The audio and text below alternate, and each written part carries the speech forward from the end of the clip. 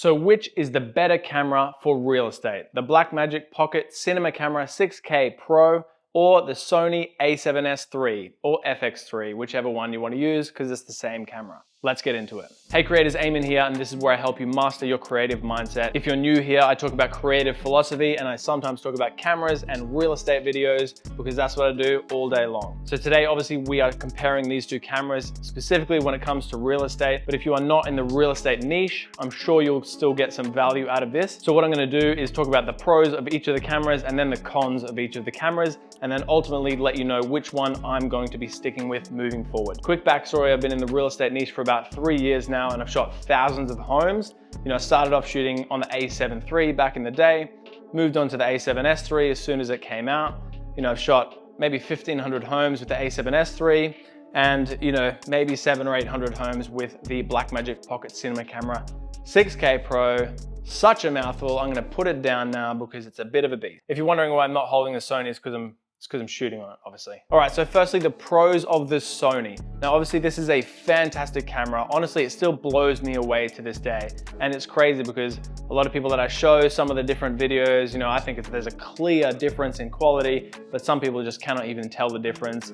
So that might even help when it comes to making the decision for you. But the Sony is packed full of pros, okay? It's very lightweight, you know? It's very easy to use. There's not much of a barrier to entry. You know, like obviously once you've figured out all the settings, which Sony has a lot of, or if you've used a Sony camera before, you'll know what you're in for, right? But once you've configured all the settings and you know exactly how to use this camera with a blindfold on, you know, you're gonna be sweet. It's pretty easy to use. Really good auto white balance, really good autofocus, really good native lenses. Obviously, it's a full frame camera as well. So there's no mucking around with like, oh, what focal length am I actually at? Because it's not full frame. Essentially, it's really easy to get a nice, clean, crisp image on the Sony cameras. You know, touch screen, like literally everything that you could ask for. You know, you can take fantastic photos on it really easily as well. You know, ultimately, it's a bit of a dream to use. It's just so easy. You know, when you're running around shooting all day long, you know, you whack it on a gimbal and you can just do it blindfolded. It's got inbuilt stabilization and you can shoot on, you know, 4K, all intra, which is fantastic, just straight onto a memory card. Take that memory card out, chuck it in the laptop and you're good to go.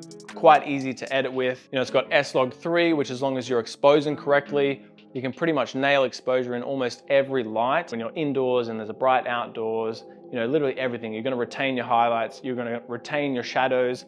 And you know, because it's a 12 megapixel camera, it's not a very noisy camera as well. You know, you've got the dual native ISOs, that 640, that 12,800 ISOs, which is literally magic, especially when you have ironically used the Blackmagic and then you come back to the Sony and you're using 12,800 ISO. You're like, what future world are we living in? You know what I mean? Like I was using it last night on a corporate shoot and it's just crazy because, you know, like obviously I want that shallow depth of field with that f1.4, but also it's really dark. So I just need to pop it up to that 12.8 and you're gonna get a clean image. It's easy, you know, like if you barely know anything about cameras, this is a fantastic camera to pick up and just get a really banging image out of it. So let's jump into the pros of the Blackmagic. So as I said, I've used this camera for about a year now on at least 700 shoots. You know, so I'm quite used to it. You know, I know my way around it and I know how to get a good clean image out of it. So the first major pro, I suppose, is obviously you can shoot raw with this camera. Now that is obviously fantastic because there's a lot more that you can manipulate in post-production. You can change that white balance in post, you can change your ISO in post, you can change all sorts of stuff in post-production if you mess it up on set, which we don't, right? We don't mess things up on set, we nail it, okay? We don't need that feature, do we? Right? And furthermore, obviously this camera shoots in 6K. So, you know, I love that because, you know, you can just crop in, still get a nice clean 4K image. You can crop in even further, still get a really nice clean 1080p image even. Ultimately, you are buying this camera for the quality. You know, you are going to get much higher quality images out of this camera, you know, if you can get through the barrier to entry to actually use it. And if you want to stand out above all of the rest of the people using Sony A7S IIIs, which is pretty much everyone in my industry, then you are going to be looking really good with this camera. You know, you can step it up even further and go the red, but you know, there's just more accessories, more things to worry about even, and there's enough things to worry about with this camera as it is. So the second huge pro with this camera is obviously the cheap lenses. I absolutely love that the tight lens that I use is the Canon 50mm. Now this is a secret I probably shouldn't be giving away. I don't even remember how much I bought the lens for, but I think it was brand new, like 250 Australian dollars or something like that. Probably even get it cheaper, you know, on one of the secondhand websites, right? So that's obviously the best example. And you know, I've got a few different lenses for the Blackmagic, but ultimately when it comes to Sony lenses, as opposed to, you know, those old school Canon lenses you're going to be buying, or Canon mount lenses, you know, they're going to be much cheaper, much more available secondhand as well. And it's totally fine to go the cheaper option with some of the lenses because sharpness just does not matter as much. Now I've got Super 35 sensor on here as one of my pros, but I'm not sure why that's there because I don't think that is a pro. So ultimately you are essentially getting a cinema camera. And I don't know if you've seen some of the videos that compare Arri footage to Blackmagic footage, but you know, pretty much nobody that I know would be able to distinguish the difference. So if you know how to grade, which obviously you get much more ability to grade with the Blackmagic cameras, you know, you can push and pull, whereas with the Sony, the image can break apart much quicker. And it's just insane how much value you get with the Blackmagic, because that's the other main pro of this camera is the price. You know, I think I got my whole Blackmagic setup for literally half of the price of what I paid for my Sony. I don't remember the prices off the top of my head, but I'll put the Blackmagic here and the Sony here for what they're worth right now in Australian dollars. And that should give you a bit of an idea of just how much value you're getting in this tiny camera. So the final pro is that obviously it's a Blackmagic product. So if you use DaVinci Resolve like I do, then it's just gonna be buttery smooth when you are editing because it's obviously a native format to DaVinci Resolve. And I absolutely love that because I love DaVinci Resolve. And if you're on Premiere, get out of here, okay? Or wait, stop, no, stop. Just switch eventually, all right? It'll be worth it. All right, so moving on to the cons now. I'll start with the Blackmagic because we've just been talking about it. And there's quite a few cons to this camera, depending on what you are looking for in a camera. So the first one is there's obviously a way higher barrier to entry when using this camera. You do not have autofocus. You do not have auto ISO. You do not have auto aperture. You do not have an auto exposure option, all right? You know, you do, but it's just very clunky and it's not smooth like the Sony. It's not a feature that you really want to be using. This is a manual camera, okay? This is more of obviously the cinema type camera where you are setting everything manually and you are deciding to get that shot. So when you are on set, you are setting the white balance for every single shot. You are setting absolutely every setting for every single shot. Now this is obviously, you know, as I said, much higher of a barrier to entry because if you don't know really much about cameras, it's just gonna be way easier to jump on the Sony train because you can, you know, use different auto settings at least until you're up to speed and knowing where you wanna go. And obviously on all the shoots that I use the Sony for, auto white balance is amazing. That's the one main pain about using the Blackmagic is when you gotta, you know, set the white balance for everything. And I don't even muck around with the tint in camera, I just fix that in post. And you know, the greens and purples can be a little bit iffy on the Blackmagic. So it does take a little bit longer to actually grade that in post. Now again, this is kind of a positive because again, you've got more information to work with. So you can end up with a much better image, but you're gonna be doing more pushing and pulling and ultimately grading will take you a little bit longer, you know, because maybe you didn't nail absolutely every setting on set. And another small thing on that is that if you're getting a really long shot from one side of the house to the other, if you're doing real estate or whatever kind of footage you are taking, and you know the exposure in those different environments is going to be different, and it's going to be very hard because you know you kind of only set it to the one exposure. Whereas with the A7S III, you know you can just whack that auto ISO on or that auto shutter, and you can go between 5 different environments, get a crazy speed ramp, and the exposure is just perfect every single time. You know, I do miss that about the A7S III. So another downside about the Blackmagic is there's barely any information online. I don't know if you saw my best wide angle lens video for the Blackmagic, but it's just like been a bit of a mission to try and figure out all the different things with the lenses, you know, what adapters you need, what little things you need to actually get it on your gimbal. It's just like you're getting fragments of information from all over.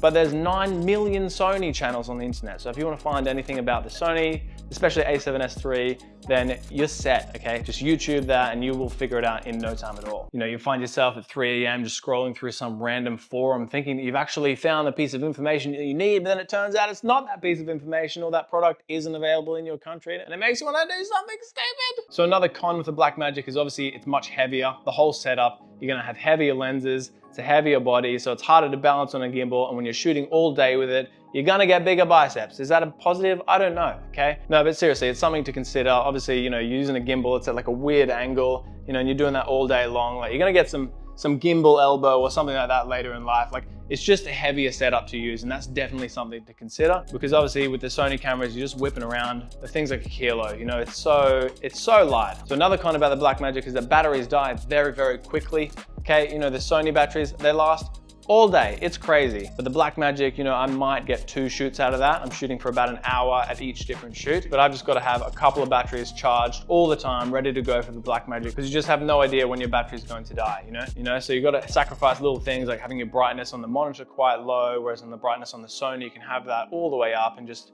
you know, treat yourself. Oh, and a pro that I missed about the Blackmagic is obviously the screen is huge, and I love that. It's amazing, especially in comparison to the Sony. The screen, you know, it's pretty small right there. It's not that big. And if you need glasses and stuff and you're running around on set and you're doing these ones, you look like a bit of an idiot. You know, when you're showing your client one of the shots, it's just way easier for them to consume it. It's a better experience for them. It's a better experience for you. So the final downside to the Blackmagic is that it's very noisy in RAW. Now that's just the nature of RAW footage, and depending on what ISO you're using, there's gonna be different levels of information in the highlights or in the shadows. That's a whole other technical video in itself. But essentially you're going to be dealing with much more noise depending on how you expose the image in post-production. So that means that, you know, if you definitely don't want that noise in the image, you might have to do noise reduction, which is heavy on your computer's processor.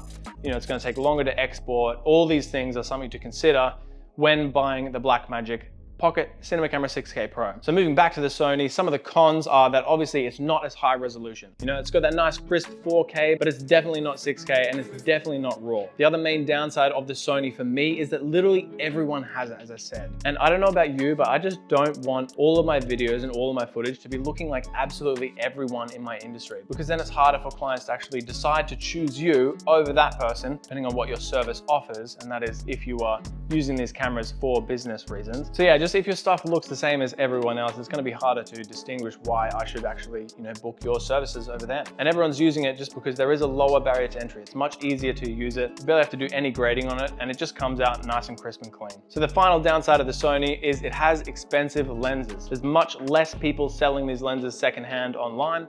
And the ones that are, you know, they always retain their value a little bit. You know, it's only a few $100s off the actual original purchase price. You know, obviously the body is much more expensive, all the lenses are more expensive. So if you're getting a few lenses, a couple of the memory cards, you know, the body, you know, a few different accessories, like you're looking at over $10,000 for the Sony, and it's maybe half that for the Blackmagic, you know, with all the lenses and everything included. All right, so they are all the pros and cons of the Sony a7S III or FX3 versus the Blackmagic Pocket Cinema Camera 6K Pro. So what is the verdict? Which camera am I going to stick with? Well, I am going to stick with the Blackmagic, and that is mainly because, as I said, you know, you just get way more information in the image, and because it is a higher barrier to entry, because it's much harder to actually use, you know, it's gonna be harder to grade, but ultimately you will end up with a much higher quality. Ultimately, my videos stand out over a lot of the other videographers in my city and even in my country. Sometimes I honestly really wish I could just pop it down and whack on the Sony and just fly around, you know, but then I'd have to muck around with my gimbal settings, and I don't want to do that. So I just shoot everything on Blackmagic. You know, when it comes to corporate videos and stuff, obviously I'm shooting that on the A7S III. I don't want to be sitting there burning through all the image and making sure I get, you know, sharp focus on the Blackmagic. I just don't want to be doing that. But when I'm shooting real estate videos, the Blackmagic is definitely the one to use. The Blackmagic is definitely the one to use. And hopefully some of the B-roll that I've shown you throughout this video has allowed you to judge for yourself that the Blackmagic is definitely, you know, the higher quality camera of the two, even though it's much harder to use. So ultimately, that's why I'm going to stick with the Blackmagic, you know, but based on everything that I've given you today, you should be able to make a decision on what's actually best for you. And I would say that probably a lot of people, the Sony is going to be better. You know, as I said, it's not more cost effective, but you know, if you've got the budget, or you know, you can go with a cheaper Sony camera as well, you know, but it's just the barrier to entry. It's just gonna be much easier to use that, much easier to get a good image out of it. You know, and especially if you're not a professional, you're not doing this full time like I am, then you know, it just might be easier if you're just doing this as a hobby. You know, but again, if you're striving for that absolute quality and you're happy to muck around and fiddle and get all the settings right in the Blackmagic, then that might be the option for you. But yeah, if there's anything that I've missed or skimmed over, I would love to hear what you think. If there's any pros or cons that I've missed, I'd love to hear your thoughts. And you know, I'd also love to hear what camera you are actually using. Which one of these have you chosen? Which one of these are you shooting with on a day-to-day basis? So yeah, hopefully you've gotten some value out of this video. If you like creative philosophy, then feel free to check out some of the other videos on my channel. You might find some value there. Thank you for watching, and I'll see you in the next video.